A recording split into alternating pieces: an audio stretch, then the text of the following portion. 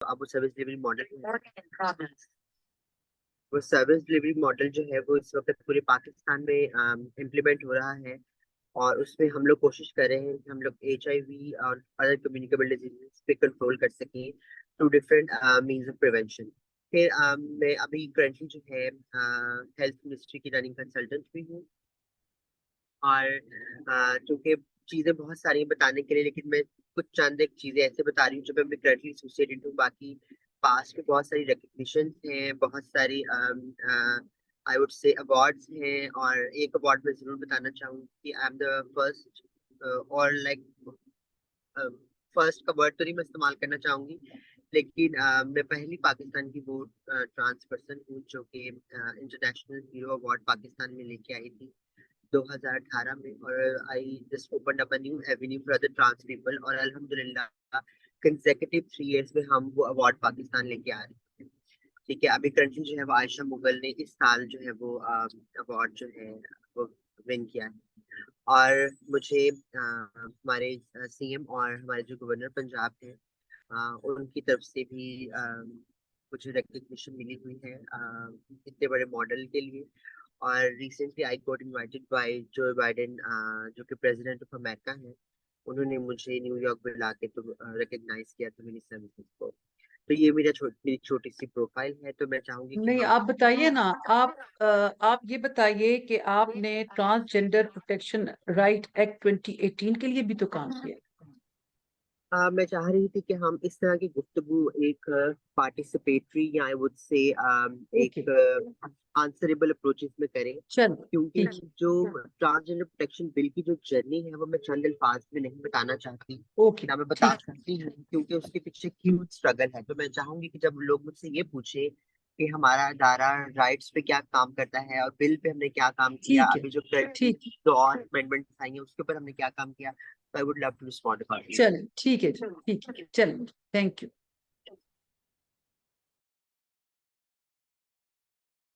जी, अब आप और कुछ मानूर, हमारा फॉर्मेट ये है कि आपने एक तरह से अ, बताना है कि ट्रांसजेंडर किस तरह से हैं, क्या क्या होता है। जैसे हम जेंडर बेस्ड वायलेंस के कॉन्टेक्स्ट में बात कर रहे हैं, तो क्या जेंडर बेस्ड वायलेंस इनके साथ होता है, फिर उसके साथ मतलब किस तरह के उसके सोसाइटियल इम्पैक्ट्स क्या हैं और उनके ऊपर क्या इम्पैक्ट्स हैं। जब आप ये सब बात कर लेंगी आधा 30 मिनट्स 35 मिनट्स, उसके बाद मेरा ख्याल ये कुछ आपसे पूछ सकेंगे।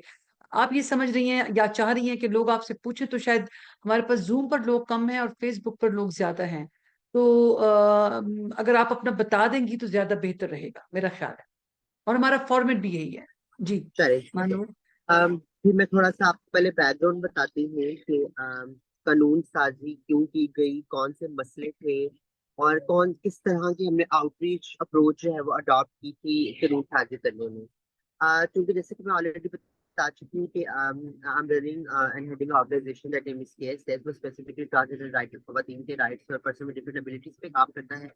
तो जब हम बात करते हैं ट्रांस राइट के ऊपर, तो 2012 से जब ये दायरा बना, तो हमें ऑन ऑन गोइंग जो है बहुत सारे चैलेंजेस और इश्यूज हमें फेस करने पड़ते थे। और जब हम कम्युनिटी में आउटरीच करते थे, कम्युनिटी से जाकर उसको मसले पूछते थे, तो वो तकरीबन सारे वो मसले थे जिसमें जिसको हम समराइज करें तो हम ऐसे कर सकते हैं कि उनकी जेंडर रिकग्निशन और तमाम वो बुनियादी हकूक जिससे वो मुआशरे में एक इज्जत की जिंदगी गुजार सकें, उससे वो महरूम थे।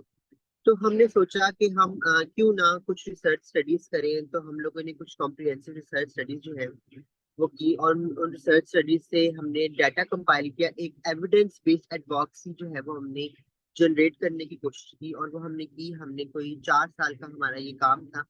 फिर फाइनली वो जस्ट डिसाइडेड कि हम क्यों ना अब कानून साजी की तरफ जाएं। तो पहले तो ये समझने की सबको जरूरत है कि मल्टीपल जो कानून है वो बनाए गए थे मुख्तलिफ जगहों से। और मैं किसी की भी एफर्ट को नहीं करूंगी रायगा। सबने अपनी अपनी एफर्ट की, क्योंकि चाहे कानून सही था चाहे ना नहीं सही था, ठीक है, लेकिन जब शुरुआत मल्टीपल साइड से होती है तो एक मूवमेंट, एक तहरीक बिल्ड होना शुरू हो जाती है। तो वो लोगों ने की जिसमें मैं फरतुल्ला बाबर साहब को एक्नॉलेज करना चाहूंगी, रुबीना खालिद को एक्नॉलेज करना चाहूंगी। फिर उसके साथ फेमिनिस्ट कलेक्टिव को नशीन हामिद जी को एक्नॉलेज करना चाहूंगी। फिर फेमिनिस्ट कलेक्टिव की एक मूवमेंट थी, ठीक है, उनको एक्नॉलेज करना चाहूंगी जिन्होंने हमें बहुत सपोर्ट किया। तो हम लोगों ने आउटरीच किया बहुत बड़े पैमाने के ऊपर, और उसके बाद we just decided to draft a bill. इधर से हम लोगों ने बिल ड्राफ्ट किया, उधर से एनसीएचआर ने बिल ड्राफ्ट किया फेडरल में, ठीक है, और फिर उसको मर्ज किया गया, और हमने उस बिल में तमाम वो बुनियादी हकूक डालने की कोशिश की जिससे हमें लगता था और तुम कम्युनिटी जो है एक इन हक को हासिल करने के बाद एक अच्छी इज्जत की जो है वो जिंदगी गुजार सकेंगे। तो हमने उसमें उनकी सबसे पहले जो जेंडर रिकग्निशन की बात की, और जेंडर रिकग्निशन में मैं प्राउडली कहना चाहूंगी कि after passing that bill, Pakistan was recognized one of the progressive country among specifically in Muslim world, जहाँ पे इतना प्रोग्रेसिव लॉ आया था और जिसमें एक इंसानी हकूक को देखते हुए जिस तरह तमाम मर्द और औरतों को अपने जेंडर आइडेंटिटी की रिकग्निशन की शनाख्त का हक खुद दिया गया है, ट्रांसजेंडर कम्युनिटी को भी खुद दिया गया सेल्फ परसीव बेसिस के ऊपर। फिर हमने उनकी हेल्थ के राइट्स के ऊपर बात की, education, job, right to assembly, right to vote, right to inheritance, ठीक है, तमाम तकरीबन वो बुनियादी हकूक हमने डाले जिसमें हमें लगा कि इनको हम एक बेहतर जिंदगी दे सकते हैं। अब चूंकि सबको पता है कि हम एक ऐसे मुल्क में रहते थे जहाँ पे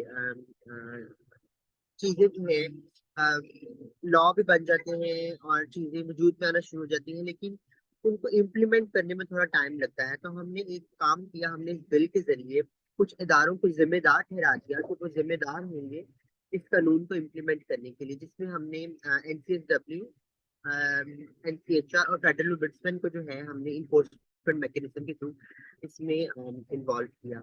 और फिर कुछ स्पेशल अरेंजमेंट्स डाले जब भी हम किसी वल्नरेबल कम्युनिटी पे काम कर रहे होते हैं, और जब उनकी वल्नरेबिलिटी को कम करना होता है तो कुछ स्पेशल मेजर्स अडॉप्ट करने की जरूरत होती है।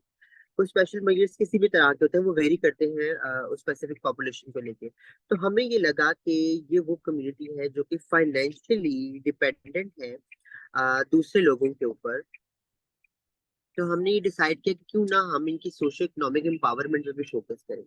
तो हमने कुछ ऑब्लिगेशन डाल दी गवर्नमेंट के ऊपर कि इनका काम है कि ये इनको स्किल बिल्डिंग प्रोवाइड करें, फिर छोटे छोटे स्मॉल सीड फंडिंग दें, फिर उसके साथ कोशिश करें कि इनके लिए कोई प्रोटेक्शन सेंटर या ऐसी ऐसा कोई कम्युनिटी सेंटर बनाए जहाँ पे इनकी डेली बेसिस की grooming in terms of either skill building, formal and formal education, और उन पे काम किया जाए।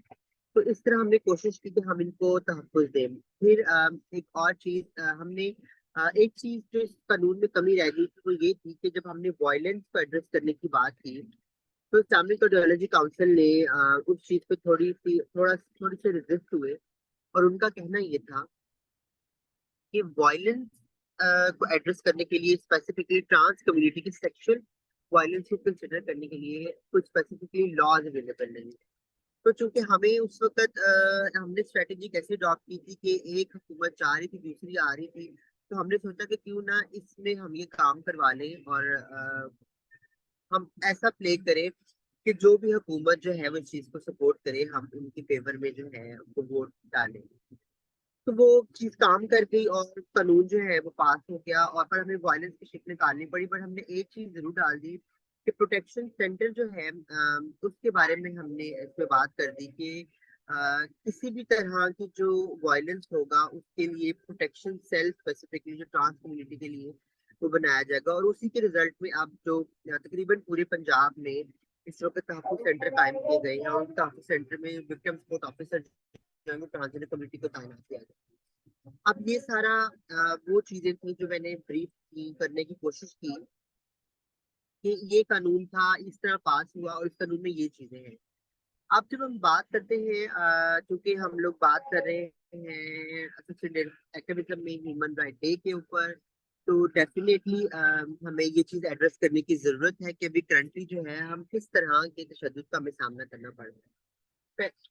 पहले तो आप सबको इस चीज का अपडेट दे दूं कि जो ये कानून है इसको बहुत से जो ऑपोजिशन पार्टीज कह लें या बहुत से ऐसे लोग जो शायद इतने सेंसिटाइज नहीं थे, उन्होंने इसको शरिया कोर्ट में चैलेंज कर दिया।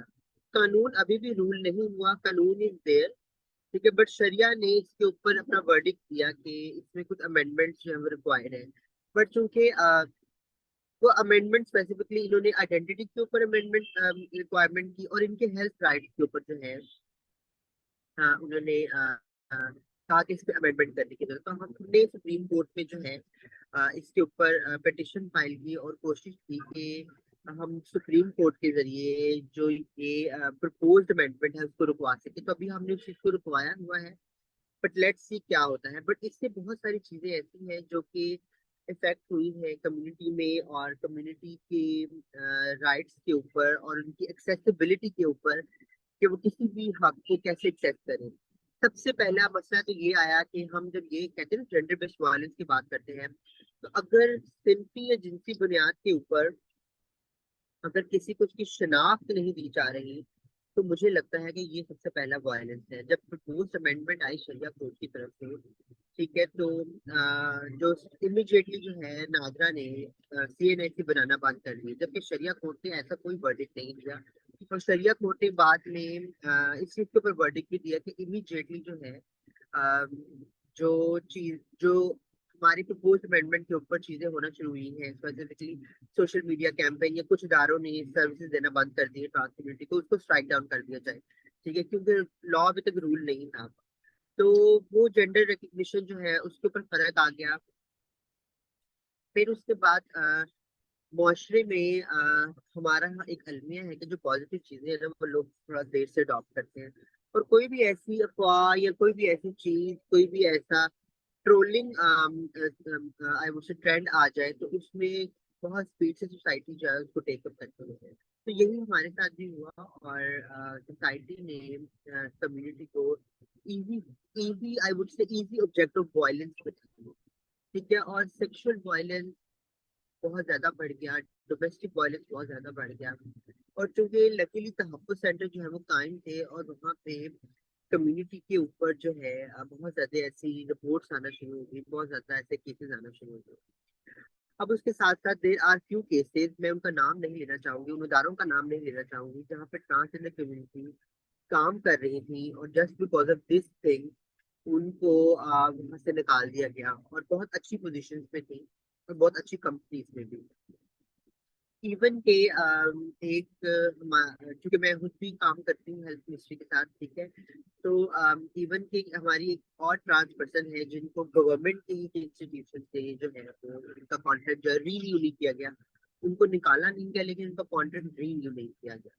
तो इस तरह के बहुत सारी आई वुड से जेंडर बेस्ड जो है चीजें आना शुरू हुई। जब हम बात करते हैं ना जेंडर बेस्ड वायलेंस की, तो हमें हमेशा एक चीज समझने की जरूरत है कि हमारे मुआशरे में जितने भी मसले हैं, जितनी भी चीजें हैं, वो शुरू होती हैं स्टिग्मा और डिस्क्रिमिनेशन से।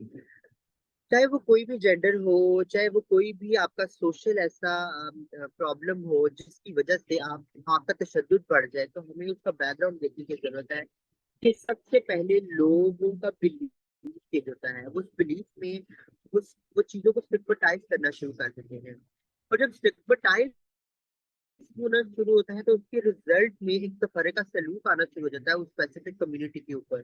और जब तफरीका सलूक बढ़ना शुरू हो जाता है तो दैट लीड टू वायलेंस। तो जब भी हम जेंडर बेस्ड वायलेंस की बात करें, तो मैं हमेशा हर प्लेटफॉर्म पे ये बात करती हूँ कि हमें सबसे पहले उसकी जो ग्रास रूट कॉजेज है ना उसके ऊपर फोकस करने की जरूरत है, और वो है स्टिग्मा एंड डिस्क्रिमिनेशन, जो कि स्पेसिफिकली ट्रांसजेंडर कम्युनिटी के ऊपर बहुत ज्यादा है। उस डिस्क्रिमिनेशन की बुनियाद के ऊपर आप या तो इनको हकीर समझते हैं, या तो इनको अपने साथ बैठा के जॉब नहीं करवाना चाहते, या इनको अपने साथ एजुकेशन भी नहीं देना चाहते, और उसके साथ साथ आप उनको इजी आई वुड से सेक्सुअल ऑब्जेक्ट समझते हैं, जिसकी वजह से बहुत ज्यादा जो जिनसी और सिंथी तशद्दुद है विद इन दिस कम्युनिटी जो है वो बढ़ जाता है। अब उसके बाद एक बहुत इम्पोर्टेंट चीज कि हम लोग कैसे जो है इन चीजों को, इन तशद्दुद को या इस तरह के रवैयों को बदल सकते हैं। ठीक है, जो आज हम वेबिनार कर रहे हैं ये एक अच्छी एग्जाम्पल है इस चीज की, कि जब हम डिजिटल लिटरेसी के ऊपर बात करते हैं ना, डिजिटल लिटरेसी एक ऐसा, आई वुड से कि एक ऐसा मीन्स ऑफ कम्युनिकेशन है जिसमें आप लोगों को कोशिश कर सकते हैं मैक्सिमम चीजें बताने की। आप डेफिनेटली आपकी इस पे भी डिपेंड करता है कि आपकी टारगेट ऑडियंस कौन सी है, आप किसको अप्रोच कर रहे हैं, आप किस तरह की पॉपुलेशन को अप्रोच कर रहे हैं। ठीक है, अब जो डिजिटल लिटरेसी जो है सोशल मीडिया के जो ट्रोलिंग फैक्ट्स है ना उनको कंट्रोल किया जा सकता है। बट उसके साथ साथ वो कम्युनिटी या वो लोग जो कि इतने पढ़े लिखे नहीं हैं या उनके रवैये आप डिजिटल लिटरेसी से कम नहीं कर सकते, उनके लिए आउटरीच मॉडल्स बनाना बहुत जरूरी है। वो आउटरीच मॉडल्स कैसे बन सकते हैं और किस तरह बन सकते हैं? वो आउटरीच मॉडल ऐसे और इस तरह बन सकते हैं कि आप उस स्पेसिफिक कम्युनिटी से ही कुछ लोगों को ट्रेंड करें और उनके लिए उनको इतना ट्रेन करें कि उनका पीयर सपोर्ट सिस्टम बने, और पीयर सपोर्ट सिस्टम के जरिए ही रीच आउट किया जाए उस स्पेसिफिक एरिया में जहाँ पे आपको इस तरह के डिस्क्रिमिनेशन या स्टिग्मा का सामना करना पड़ रहा होता है।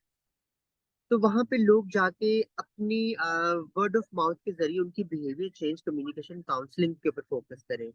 डेफिनेटली ये एक वन ऑफ द इंडिकेटर है बिहेवियर को मॉडिफाई करने का, but this need to be done through follow up process. तो ये एक और अहम मॉडल है और ये इंटरनेशनली जो है बहुत सक्सेसफुल है। और जब इंटरनेशनली मैं इंटरनेशनल का वर्ड मैंने इसलिए इस्तेमाल किया कि वो लोग तो फिर प्रिविलेज है, ठीक है, वो लोग तो फिर शायद शायद के यकीनन उनका जो लिटरेसी रेट है वो हमसे कहीं ज्यादा है। ठीक है, लेकिन फिर भी वो इस मॉडल को अडॉप्ट करते हैं ताकि हम वो लोग जो जिनके रवैये बदलने में प्रॉब्लम होती है उनके इजीली रवैये बदले जा सके। तो हमारी सोसाइटी में तो लिटरेसी का रेट ही बहुत कम है। ठीक है, तो मैं इस चीज को हमेशा सजेस्ट करती हूँ कि जब आप सामने बैठ के किसी ग्रुप के साथ इंटरेक्ट कर रहे होते हैं ना, तो आप इजीली उनके रवैयों को एड्रेस कर पाते हैं। और जब आप उनके रवैयों को एड्रेस कर पाते हैं तो जब एक एक पार्टिसिपेटरी अप्रोच आती है तो आप उनकी क्वेश्चंस को, उनके मिथ्स को, उनके कंसर्न्स को आप एड्रेस कर लेते हैं। तो ये एक मुझे लगता है बेहतर चीज हो सकती है जिसके जरिए हम कम पैसों में, कम रिसोर्सेज में हम ज्यादा जो है लोगों के रवैयों को बदल सकते हैं। और मेरी तरफ से मैं चूंकि कोशिश कर रही थी कि मैं चीजों को समराइज इस तरह करूं कि कानून के बारे में बता दूं, फिर कानून में मसले क्या है वो बता दूं, फिर उसकी वजह से हमें मसले क्या है वो बता दूं, और हम उनको किस तरह एड्रेस कर सकते हैं मैं वो बता दूं। उसके अलावा मल्टीपल चीजें हैं जो जिन पे हम फोकस कर सकते हैं, जैसे कि अभी हम फोकस कर रहे हैं कि मैं हमेशा बात करती हूँ जब हम बात करते हैं ना इंक्लूसिव इन्वायरमेंट की या एक इनेबलिंग सिस्टम की बात करते हैं, तो इंक्लूसिवनेस के ऊपर फोकस करना बहुत जरूरी है। और इंक्लूसिवनेस तब आ सकती है जब हम ये स्पेशल या आप कह लें कि आइसोलेटेड लॉज बनाना बंद कर दें। ठीक है, ये मेरी एक सजेशन है। जैसे कि फॉर एग्जांपल अगर हम बात करते हैं प्रोटेक्शन की या जेंडर बेस्ड वायलेंस प्रोटेक्शन की, जैसे अभी खवातीन के ऊपर जो है कानून साजी कोई उनकी वुमेन प्रोटेक्शन के ऊपर, तो that need to be inclusive ताकि हम बाकी जेंडर्स को भी उसमें एड्रेस कर सके, उन खवातीन को एड्रेस कर सके जो या जो किसी डिसेबिलिटी से के साथ जो है वाबस्ता है, हम उनको उसमें शामिल करते, फिर ट्रांसजेंडर वुमेन को उनमें शामिल करते। तो हमने इसी तरह की एक स्ट्रेटेजी हमने अडॉप्ट की। और अभी जो रिसेंटली अमेंडमेंट प्रपोज हुई थी जिसमें एक अमेंडमेंट है इन्वेस्टिगे anti rape and investigation trial act जो है उसके ऊपर अमेंडमेंट प्रपोज हुई, हमने उसमें ट्रांसजेंडर को भी इंक्लूड कर दिया। और दूसरा एंटी हरासमेंट जो कानून है उसकी अमेंडमेंट में भी हमने ट्रांसजेंडर को इन्वॉल्व कर लिया। इससे हमें ये फायदा हुआ कि ऑल दो कानून जो है वो उसके ऊपर पिटिशन फाइल है और उसकी सुनवाई होनी है, लेकिन इन दोनों कानून के जरिए हमने जो तहफ़्फ़ुज़ सेंटर है उनको एम्पावर कर दिया ताकि हम कोशिश कर सके कि with in the transgender community हम वायलेंस इसको एड्रेस कर सके। तो इंक्लूसिव सोसाइटी बनाने के लिए हमें कानून साजी भी इंक्लूसिव करनी पड़ेगी, और इस तरह ही हम gender based violence at larger level जो है हम एड्रेस कर सकेंगे। Thank you from my side. अगर किसी ने कुछ सवाल करना है तो आप लोग जरूर कर सकते हैं। Thank you so much ma'am Rabeela, आपने हमें इतनी अवेयरनेस का इतना ज़बरदस्त टॉपिक पे आज हमें मौका दिया कि हम सुने, और महानूर मैम ने बहुत ब्यूटीफुली सब बताया। इंस्पायरिंग प्रोफाइल है मैम महानूर की। तो मैम मेरा एक ये कमेंट था, और देन मैम महानूर से मैं जानना थोड़ा सा चाहूंगी। ऊंचा बोले समर, थोड़ा जी ऊंचा जी बोले, जी जी। थोड़ा ऊंचा बोले। एक तो thank you so much ma'am, ma'am Rabeela, आपका आपने हमें मौका दिया। इतना खूबसूरत टॉपिक है ये, इस पे बहुत सारे क्वेश्चन है, ये 1 घंटा कम पड़ेगा। मेरी रिक्वेस्ट होगी दोबारा भी इस पे जरूर मैम महानूर से हम सुनना चाहेंगे। और महानूर मैम से मेरे क्वेश्चन है काइंडली कि एक तो आप तहफ़्फ़ुज़ सेंटर का बताइए कि ये पंजाब में कहाँ अवेलेबल है, किन किन डिस्ट्रिक्ट्स में। और अगर मैम की कोई वेबसाइट है जिस पे कोई सक्सेस स्टोरीज इन्होंने अपलोड की हो या कांटेक्ट डिटेल्स हो, क्योंकि ऐसे बहुत से लोग जो ग्रास रूट लेवल पर हैं उनको अवेयरनेस नहीं है। सबसे ज़्यादा ज़रूरत उनको इस अवेयरनेस की है। और उसके बाद हमारी सोसाइटी में बिहेवियर चेंज, जैसे मैम ने बताया, वो भी अशद ज़रूरत है। तो मैम काइंडली एक तो दूसरा तीसरा भी एक क्वेश्चन है प्लीज़, कि आपने इतनी खूबसूरत प्रोफाइल है आपकी, ग्रेट प्रोफाइल। तो आप इस लेवल पे, इस पोजीशन पे आने के लिए आपने क्या चैलेंजेस जो थे वो फेस किए, काइंडली अगर बता सकें तो। Thank you ma'am. जी महानूर, दो थैंक यू तीन सो सवाल वेरी उन्होंने किए मच। हैं। एक तो उन्होंने कहा कि आप तहफ़्फ़ुज़ सेंटर के मुतालिक अगर मालूमात दे सकें, और अगर कोई वेबसाइट है। सेकेंडली, ये जो आपकी सक्सेसेस का जो सफर है, इसके क्या स्ट्रेटजी क्या थी? आप जवाब दे दें, अगर मेरे सवाल का जवाब एड्रेस हो गया तो, वरना फिर मैं भी इसमें ऐड करूंगी जी। Thank you so much.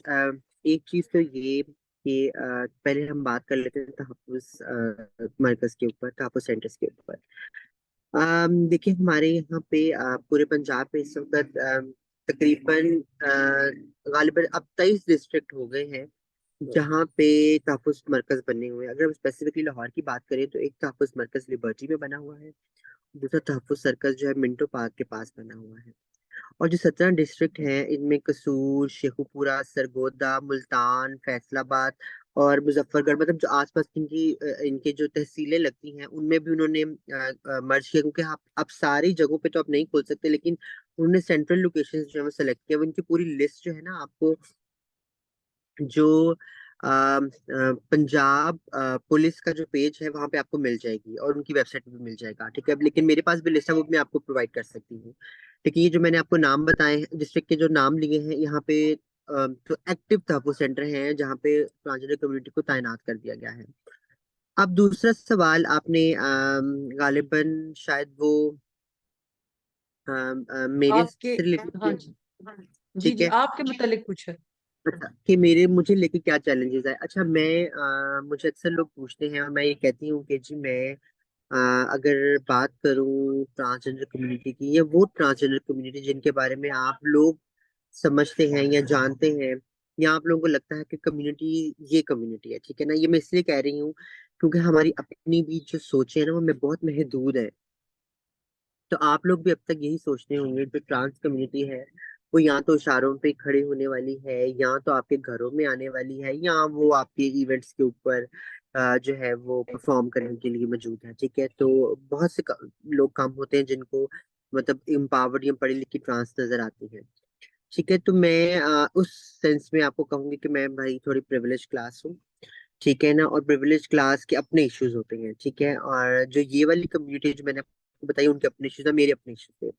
मेरे इश्यूज किस तरह के थे? मेरे इश्यूज इस तरह के थे कि मुझे पढ़ना था, मेरी फैमिली ने मुझे पढ़ाना था, ठीक है। तो वो आइडेंटिटी रिकग्निशन का जो इशू था वो बड़ा मुझे बहुत फेस करना पड़ा।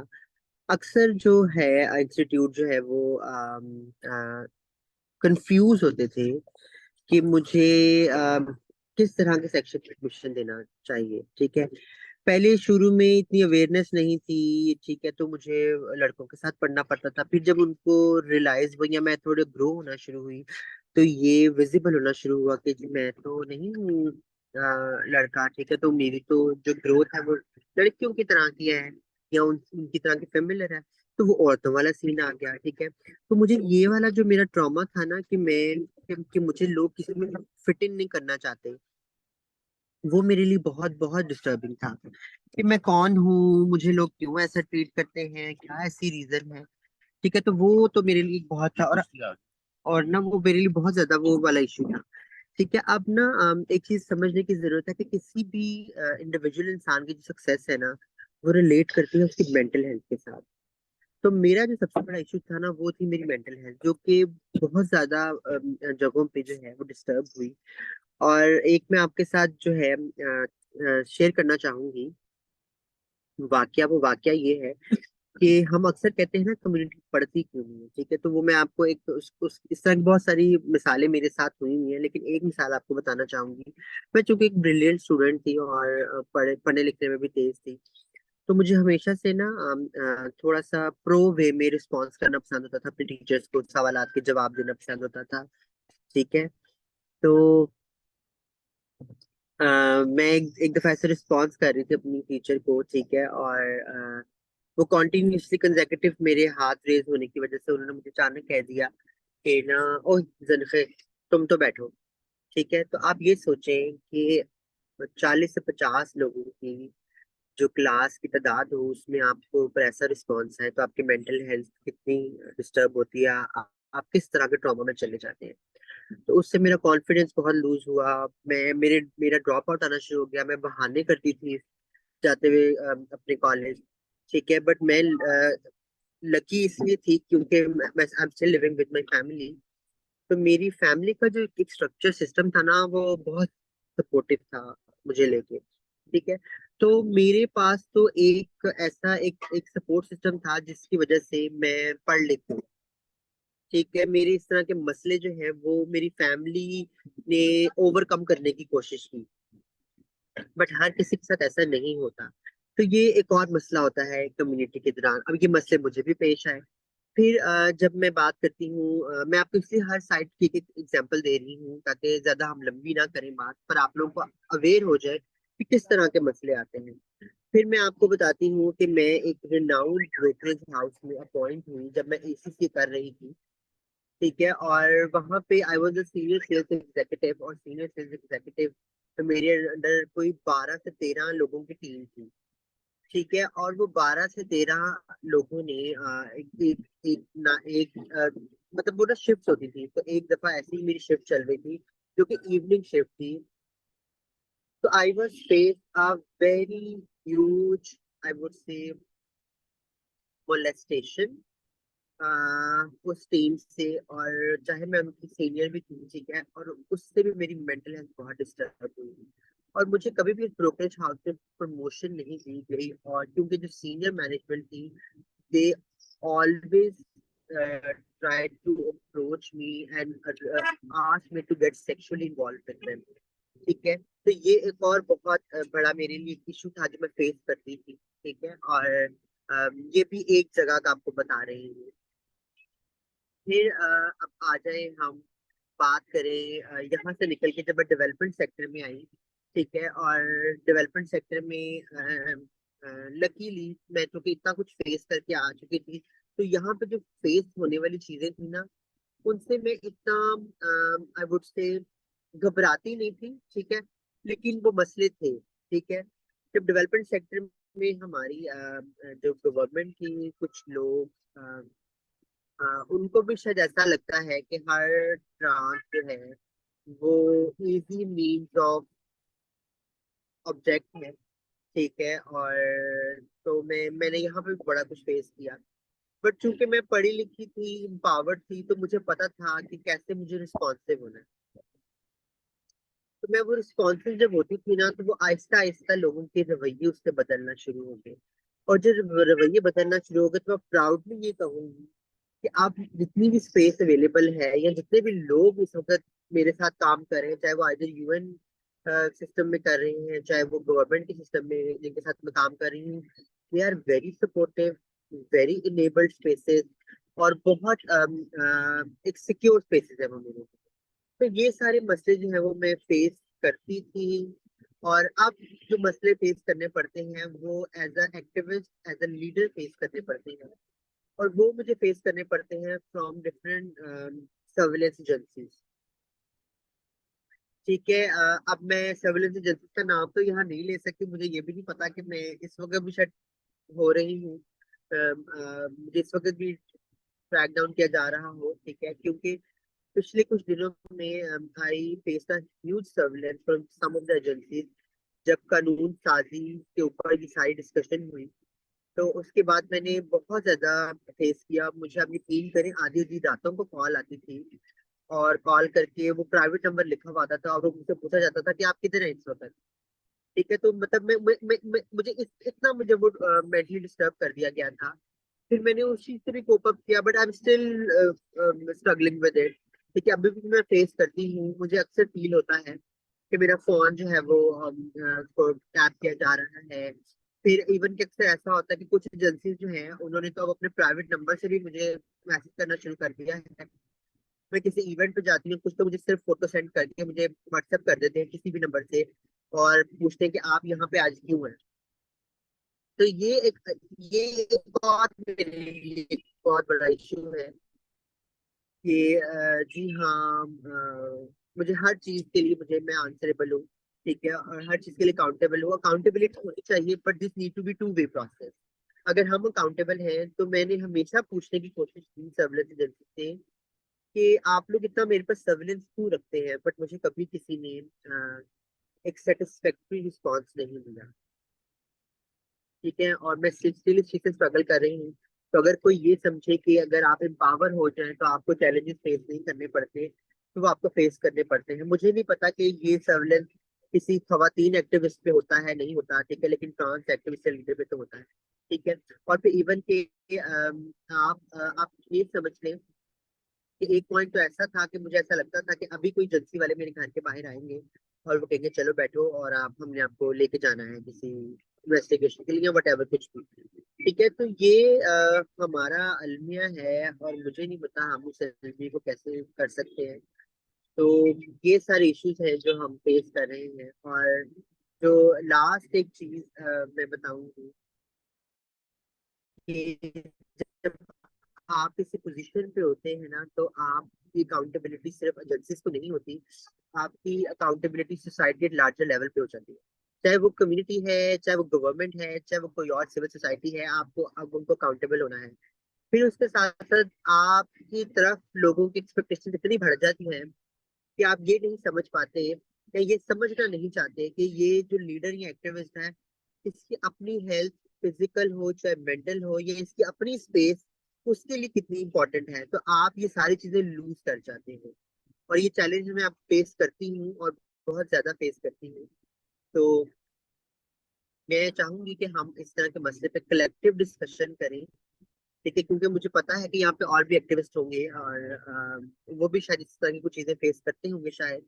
But this need to be discuss collectively, और हमें इन मसलों को एड्रेस करने के लिए एक होना पड़ेगा, क्योंकि बहुत सारे ऐसे मसले हैं जो कि सिमिलर हैं। और हम हमें मैं आप हिस्ट्री उठा के देखें, ठीक है, और अभी करंट सिचुएशन उठा के देखें कि हम सब जो है एक डिवाइड एंड फॉल रूल पे फॉल कर रहे हैं। ठीक है, और ये सब किया है हमारी कुछ आप क्या कहूँ, कुछ ऐसे विंग के लोगों ने जिन्होंने इन मूवमेंट को आपस में डिवाइड कर दिया ताकि इनको आसानी से गिराया जा सके। ठीक है, तो हमें मूवमेंट जो है उनको इंटरलिंक और इंटीग्रेट करना पड़ेगा। जब तक साइनर्जीज क्रिएट नहीं होंगी तो कोई भी अपनी मूवमेंट नहीं बचा पाएगा, चाहे वो रिलीजियस माइनॉरिटीज हैं, चाहे वो जेंडर माइनॉरिटीज हैं, चाहे वो डिसेबल पीपल हैं, चाहे जब किसी एथनिसिटी के लोग हैं। हमें एक होना पड़ेगा अपने मसलों को सॉर्ट आउट करवाने के लिए। Thank you. अगर कोई चीज मैंने अभी भी एड्रेस नहीं की तो आप लोग मुझसे क्वेश्चन दोबारा कर सकते हैं। जी थैंक यू महानूर। एक तो सबसे पहले आपकी जो हमने ये कुछ एग्जांपल्स आपने बताई, और हम सिर्फ आपसे बात करें तो आप जैसे और बहुत साथी होंगे जिनके पास और ऐसी बहुत एग्जांपल्स होंगी। एक तो सबसे पहले जिन जिन ने आपके जिसने आपके साथ ज्यादती की है, मैं हाथ जोड़ के आपसे माफी मांगती हूँ। हमें हमें आपने जिस तरह फरमाया कि रवैयों में तब्दीली लाने के लिए बहुत ज्यादा काम करने की जरूरत है, और आपने ये भी कहा कि मुझे नहीं मालूम कि बाकी एक्टिविस्ट चाहे वो फ्रांस से हैं या किसी और किसी भी चीज पे बात कर रहे हैं, इस तरह के मसाइल उनको भी आड़े आते हैं। लेकिन आपको मालूम है ना कि हक की बात जो है और हक को तस्लीम करवाना is not an easy job. उसमें आपको मसाइल आएंगे और आपने हिम्मत नहीं हारनी है। और जो आपके साथ ही जो एनर्जीज और आपके साथ जो पावर आपको मिलेगी वो आप जैसे ही लोगों के साथ ही मिलेगी। मेरा तो जिंदगी में यही उसूल रहा कि जो भी हालात हों आप अपनी पूरी कोशिश करें, उसके बाद अल्लाह ताला पे छोड़ दें।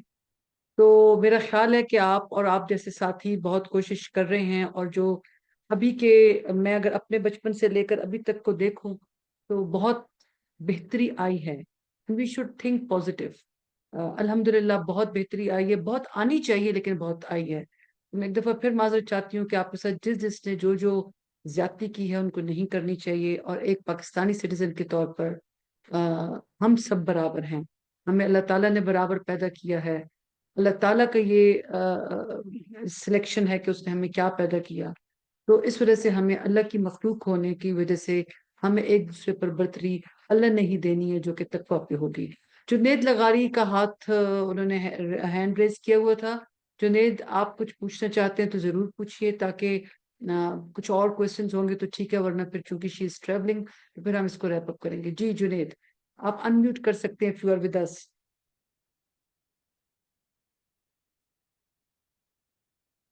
जुनेद, आप हमारे साथ हैं? मेरा ख्याल है कि जुनेद हैज लेफ्ट। जी, और कोई साथी कुछ पूछना चाहते हो? अच्छा, एक ये बताइए महानूर के, मैंने जिस तरह बताया और समर ने भी ये बात की कि हमारे कुछ दोस्त हैं आप जैसे, जब हम ट्रेवल कर रहे होते हैं इधर से उधर और हम देखते हैं और रोज उनसे मिलते हैं, और फिर थोड़ा सा हमें भी इंक्विजिटिव हम भी होते हैं कि हम उनसे पूछें कि ये सब कैसे हो रहा है। तो आपने ये भी कहा कि हम शायद उनको ही ट्रांस समझते हैं जो कि हमें अपने हमारे इवेंट्स पे आके इंटरटेन करते हैं, या हमें सड़कों के किनारे नजर आते हैं। तो लेकिन वो काफी ज्यादा हैं। मेरा आपसे एक हम्बल रिक्वेस्ट ये होगी कि क्यों नहीं कोई ऐसा मैकेनिज्म बन पाता कि हम उनकी जो सेल्फ रिस्पेक्ट है वहां पे खड़े होकर मांगने की, और फिर लोग अजीब अजीब से उनसे सवालात कर रहे होते हैं, तो उसको सेव करने के लिए अ, आप उस कम्युनिटी के साथ, एक तो पहले उनका डाटा की जरूरत है। ठीक है, आप जो काम कर रहे हैं और आप जैसे साथी जो इस वक्त डिफरेंट डेवलपमेंट सेक्टर में उन्होंने कुछ एनजीओज और कुछ सेटअप्स खोले हुए हैं, तो व्हाई नॉट अक्रॉस पाकिस्तान। पहले तो ये देखा जाए कि हमारे पास कितने किस किस्म के लोग मौजूद हैं, और हम जो इस वक्त हमें मिल नजर आ रहे हैं उनके थ्रू हम उन कम्युनिटीज में चले जाएं। क्योंकि मुझे इतनी मालूमात जरूर है कि जो ये लोग होते हैं ये इनका एक लीडर होता है और ये उससे बहुत कनेक्टेड होते हैं। उन तक पहुंचना शायद इतना बड़ा चैलेंज नहीं होगा। मेरे ख्याल मानूर हैज लेफ्ट, ये ड्रॉप हो गई है उनकी लाइन शायद। Shirbano, can you check with her? Yes, ma'am, I'll check. क्योंकि शायद वो सिग्नल्स की वजह से ड्रॉप हो गया हुआ है। If she joins well and good, अगर नहीं तो हम जो दो चार साथी इस वक्त मौजूद हैं और जो लोग हमें सुन रहे हैं या बाद में सुनेंगे, उन सबसे रिक्वेस्ट ये है कि हमें सोसाइटी के हर हिस्से को, हर सेगमेंट को अपनी अपनी स्पेस की जरूरत है। और हमारा मुल्क इस वक्त जिस चैलेंज से चल रहा है, गुजर रहा है, वो तभी उसमें से निकल पाएगा जब हम एक अपनी एक फ्री स्पेस में रहते हुए अपने अंदर मौजूद जो अल्लाह ताला ने हमें सलाहियतें अता की हैं उनको काम उनसे काम ले सकेंगे, और हम एक मुहब्बे वतन पाकिस्तानी की तरह अपना अपना शेयर डालेंगे। तब हमारा मुल्क इन मुश्किल हालात में से निकल सकता है। अगर हम इसी तरह की हर्डल्स रखते रहेंगे तो कई ऐसे, कल आप लोगों ने आबिया का सुना, उसका पोटेंशियल, उसकी उसके अंदर जो स्पेशल यूनिक एबिलिटीज जो मौजूद हैं, उनसे फायदा हमें तब ही मिलेगा जब उसको स्पेस मिलेगी, उसको रिकग्निशन मिलेगी, उस जैसे लोगों को एक्नॉलेजमेंट मिलेगी, उन जैसे लोगों को इंकरेजमेंट मिलेगी। आपने अभी महानूर को सुना, तो इस जैसे कई हीरे मौजूद होंगे हमारी सोसाइटी में जिनको वो स्पेस नहीं मिली। अगर हमें ये स्पेस मिलेगी तो फिर हम इनसे ज्यादा फायदा उठा सकेंगे। जी, we are to wrap up. Mahnoor, आप एंड में कुछ कहना चाहती हैं? मेरा सवाल ये था कि हम उन कम्युनिटीज तक कैसे पहुंचेंगे जो इस वक्त हमें सड़कों के किनारे चौकों पे नजर आती है, या जो इस तरह से हमारे इवेंट्स में आके हमें एंटरटेन कर रहे होते हैं, बहुत दुखी होते हैं। तो उन तक पहुंचने के लिए क्या मैकेनिज्म्स हो सकते हैं, और आप क्या समझती हैं कि हमें एक पाकिस्तानी के तौर पर क्या मिलकर करना चाहिए? जी मानो, आपकी आवाज नहीं आ रही है, आप म्यूट हैं। आप म्यूट हैं। ओके, जी, अब मैं अनम्यूट हूँ, मेरी बात आ रही है? जी क्लियर है, क्लियर अच्छा, है जी। अब आप, ठीक है, अब आपने ना दो सवालात किए मेरे से, जी, ठीक है।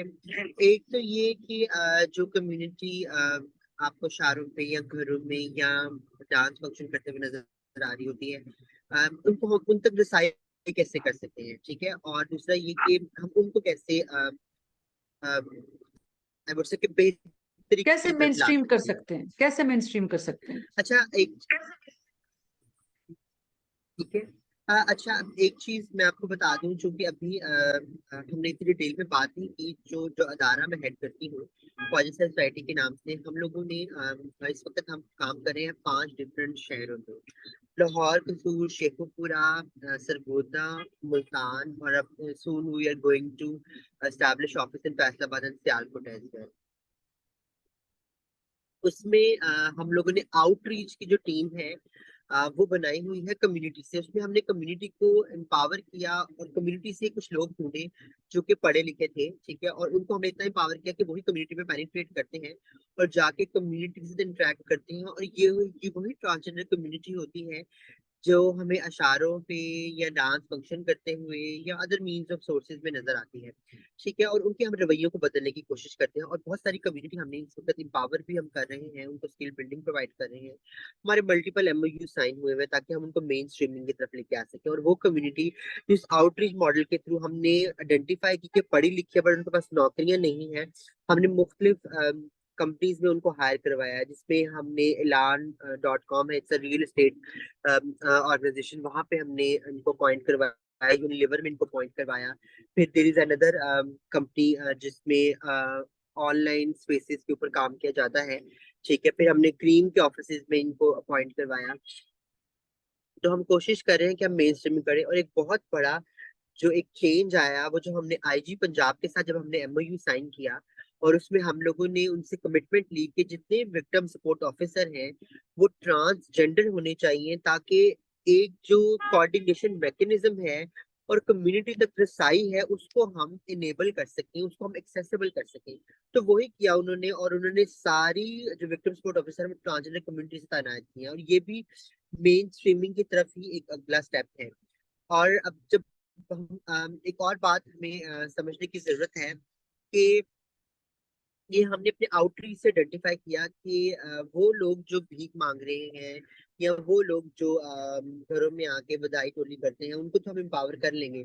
बट कुछ लोग ऐसे हैं जो कि जिनका जो डांस फंक्शन करते हैं, उनमें से बहुत से लोग ऐसे हैं जो उसी को ही अपने मीन्स ऑफ सोर्सेज बनाना चाहते हैं। तो मेरा कुछ खास स्पेसिफिक कम्युनिटी से जिनमें मैं बात करूंगी, मुल्तान और हरीपुर की जो कम्युनिटी है, उनसे मेरा जब इंटरेक्शन हुआ, तो मेरे लिए भी एक सीखने का एक चीज थी, वो ये थी कि एक बहुत ही प्यारी ट्रांसजेंडर ने मुझसे बात की। उन्होंने उससे मुझसे कहा आपकी कि आप हमारे डांस को गलत क्यों कह रही हैं, ठीक है। तो मैं वहाँ थोड़ा चुप कर गई, ठीक है। तो मैंने उनसे पूछा कि आप जो कहना चाहती हैं आप वो कहें। तो उन्होंने फिर एक बात कही, उन्होंने कहा आपकी, अगर यही डांस कोई लक्स स्टाइल अवार्ड पे करे तो वो उनके लिए आर्ट है, वो आप लोगों के लिए हुनर है। तो आप हमारे इस हुनर के लिए एक इज्जत की स्पेस क्यों नहीं ढूंढती, क्यों नहीं बनाती? हम भी कोरियोग्राफर बन सकते हैं, हम भी बड़े इवेंट्स के ऊपर जो है लोगों को कोरियोग्राफी करवा सकते हैं, या खुद एक परफॉर्मर आर्टिस्ट के तौर पे जो है हम सामने आ सकते हैं। तो मुझे ये बात बड़ी क्लिक की, और मैंने सोच लिया तब कि आपसे जब भी मैं बात करूंगी इस चीज के ऊपर, तो मैं इस चीज के ऊपर बात करूंगी और लोगों को भी एक क्वेश्चनिंग वे में सवाल देके जाऊंगी कि जब हम बाकी डांसर्स को जो कि किसी बड़े प्लेटफॉर्म पे डांस कर रहे हो या परफॉर्म कर रहे हो या कोरियोग्राफी कर रहे हो, तो एक आर्टिस्ट के तौर पे, एक फनकार के तौर पे देखते हैं, तो हम इनको क्यों नहीं वो स्पेसेस देते? तो ये स्पेसेस जो मेन स्ट्रीमिंग करने के लिए हमें ये वाली स्पेसेस भी मीडिया इंडस्ट्री भी खोलनी पड़ेगी इनके लिए। ठीक है, ये आर्ट इंडस्ट्री भी खोलनी पड़ेगी, परफॉर्मिंग आर्टिस्ट की इंडस्ट्री इनके लिए खोलनी पड़ेगी, ताकि वो भी मेन स्ट्रीमिंग में आ सके, और इसी तरह ही हम हर शोबे को इंक्लूसिव कर सके। आपके सवाल को एड्रेस कर दिया होगा, अगर फिर कुछ रह जी गया तो दोबारा पूछ लेते। जी जी। बहुत शुक्रिया। मेरा ख्याल है कि अगर साथियों के कुछ और सवालात नहीं है तो हम इसको इख्तिताम की तरफ चलते हैं, और हम आपको इंशाल्लाह आगे भी कोशिश करेंगे, आपको इनवाइट किया करेंगे, ताकि आप अपने जैसे और साथियों की कुछ एग्जांपल्स औरों को भी आप रिकमेंड कर सकती हैं। हम उनके साथ भी गुफ्तगू करना चाहेंगे, ताकि आपके मुतल्लिक लोगों तक जब मालूमात जाएंगी तो फिर जो आपने अभी बात की कि फ्री स्पेसेस मिलेंगी और लोगों के एटीट्यूड में तब्दीली तभी आती है जब उन तक मालूमात जाती हैं। So I end up on the thing के हमारी कोशिश यही है कि मैं अक्सर एक बात करती हूँ कि मेरा पैगाम मोहब्बत है जहां तक पहुंचे। तो ये मोहब्बत का पैगाम, ये मिलकर काम करने का पैगाम, और एक दूसरे को समझने का जो पैगाम है वो बहुत अहम है। और स्पेशली आज के दिन पर, जब मैंने जिस तरह शुरू में कहा कि आपको बुलाने का मकसद यही था कि ट्रांस या मुतजस्सम लोग जो हैं वो एक्स्ट्रा ऑर्डिनरी लोग होते हैं, वो स्ट्रांग होते हैं, वो इंटेलिजेंट होते हैं, वो परसिस्टेंट होते हैं, वो रिजिलियंट होते हैं। और वो वो अगर इनविजिबल हैं तो उनको विजिबल करना सिर्फ आपका काम नहीं, वो विजिबिलिटी देना हमारा भी काम है। आपने बिल्कुल दुरुस्त फरमाया कि सोसाइटी को ट्रेन करने की, शऊर देने की, आगाही देने की जरूरत है, और वो कल्चर बनाने की जरूरत है जहाँ पे हम एक दूसरे को बर्दाश्त कर सकें। क्योंकि ट्रांस का भी अ, इस दुनिया में आने का एक मकसद है। आ, वो प्यारे लोग होते हैं, वो प्यार देना चाहते हैं, खुशियां देना चाहते हैं, और उन तमाम लोगों के साथ उसी तरह ताल्लुक रखना चाहते हैं जो उनको इज्जत दे रहे होते हैं। वो तो बेचारे उनको भी सलाम दुआ करते हैं जो उनको झाड़ रहे होते हैं या उनको डांट रहे होते हैं। बहुत अहम बात जो मैं समझती हूँ कि आज के दिन के मुतल्लिक है, वो ये है कि हमें इनके लिए लिवेबल लाइव्स का स्कोप जो है वो बढ़ाने की जरूरत है। वो जिस भी शोबे में है, जिस तरह उन्होंने कहा कि वो भी कोरियोग्राफर्स बन सकते हैं, उनकी उस सलाहियत को भी आर्ट का नाम दिया जा सकता है और दिया जाना चाहिए। तो इसी बात पर मैं इख्तिताम करूंगी कि जो फेमिनिज्म की जो मूवमेंट चली, इस मूवमेंट में अ, आगे आने वाले दिनों में हमें इसको एक सेंट्रल गोल और ऑब्जेक्टिव के तौर पर शामिल करना चाहिए कि ट्रांस कम्युनिटी एक स्पेशल कम्युनिटी नहीं है, वो हमारे जैसे लोग हैं। हाँ, उनको स्पेशल ट्रीटमेंट की जरूरत है, उनको स्पेशल सपोर्ट की जरूरत है, ताकि वो एट पार आ सकें और बराबर में हमारे साथ हमारा जो जो contribution for the future generations, जो हम चाह रहे हैं कि हम अपने मुल्क को एक अच्छा खुशहाल मुल्क बना सकें और अपनी जिंदगियों को एक मकासद के तहत गुजार सकें, उसमें वो भी बराबर के शरीक होना चाहते हैं। Thank you very much from human resource development network. हमारी ये 16 डेज एक्टिविज्म की जो मैम कैंपेन है वो यहाँ पे एंड नहीं हो रही। हमारे अगले 3 वेबिनार्स भी ऑनलाइन हैं, और इसमें मैं जितने साथी रिसोर्स पर्सन आए उन सबका भी बहुत शुक्रिया अदा करती हूँ। जो हमने इन पर्सन इवेंट्स किए, मैं जिसमें अगर इस्लामिक जाते हुए इंटरनेशनल आपकी इजाजत दी यूनिवर्सिटी तो मैं एक बात कहना। और जीबीटीआई के साथ हमने कम्युनिटीज में इवेंट्स किए। अभी हमारा कॉमसर्स यूनिवर्सिटी के साथ होगा, उन सब का भी बहुत शुक्रिया जिन्होंने छोटी छोटी अपनी कॉन्ट्रीब्यूशंस डालकर इस तहरीक में अपना हिस्सा डालने की कोशिश की, ताकि लोगों तक ये मालूमात जो है वो ज्यादा से ज्यादा पहुंच सकें और हम एक अच्छा माशरा बनाने में, एक जस्ट सोसाइटी बनाने में कामयाब हो सकें। Women voices leadership programme, women voices leadership project जो कि ऑक्सफैम फंडेड और ग्लोबल अफेयर्स कनाडा से सपोर्टेड है, उसके तहत हमने काफ़ी एक्टिविटीज़ की। हम उनका भी बहुत शुक्रिया अदा करते हैं कि उन्होंने हमें इस काबिल बनाया और हमें सपोर्ट किया कि हम उनके पैगाम को, अपने पैगाम को ज़्यादा से ज़्यादा कम्युनिटीज़ तक पहुंचा सकें। Thank you very much. अल्लाह हाफिज। पाकिस्तान जिंदाबाद। Ma'am, ma'am, जी excuse me. जी जी Ma'am, जी जी Manu शेर। wants to add something. Manu okay wants जी to add शर्व, something. जी मानू, जी Manu. Thank you so very much कि आप लोगों ने इतना इंफॉर्मेटिव सेशन रखने की कोशिश की। उम्मीद है कि मैंने इंफॉर्मेशन पास की होगी और कोशिश की होगी कि मैं एड्रेस कर सकूं उन चीज़ों को, उन कंसर्न्स को जो लोग सुनना चाहते थे। बट मैं जाते हुए एक बात कहना चाहूंगी कि चूंकि हम लोग सेलिब्रेट कर रहे हैं ह्यूमन राइट डे को, ठीक है, तो सब सारी चीजें एक तरफ रखें और ये सोचें कि हम सब इंसान हैं। or being a trans, we are not asking about any privileges. We are asking about the basic human rights as we have for everyone in our human right constitution. चाहे वो सेहत का हक है, चाहे वो आपकी आइडेंटिटी का हक है, चाहे वो आपकी तालीम का हक है, चाहे वो आपकी जॉब का हक है, चाहे वो आपकी राइट टू कास्ट वोट का हक है, हम भी वही हक मांग रहे हैं। तो कुछ स्पेशल नहीं है। तो इंसानों को इंसान की तरह ट्रीट करें, ठीक है। और जब आप इंसानों को इंसान समझना शुरू हो जाएंगे तो आधे से ज्यादा मसले वैसे ही सॉर्ट आउट हो जाएंगे। Thank you so much. Thank you very much. इसी बात पर हम इख्तिताम करते हैं कि हम इंसान को इंसान समझें और अगर मैं इज्जत चाहती हूँ तो मुझे अगले इंसान को भी इज्जत देना होगी। बहुत शुक्रिया महानूर आपका HRDN के प्लेटफॉर्म से। अल्लाह हाफिज। पाकिस्तान जिंदाबाद। पाकिस्तान जिंदाबाद।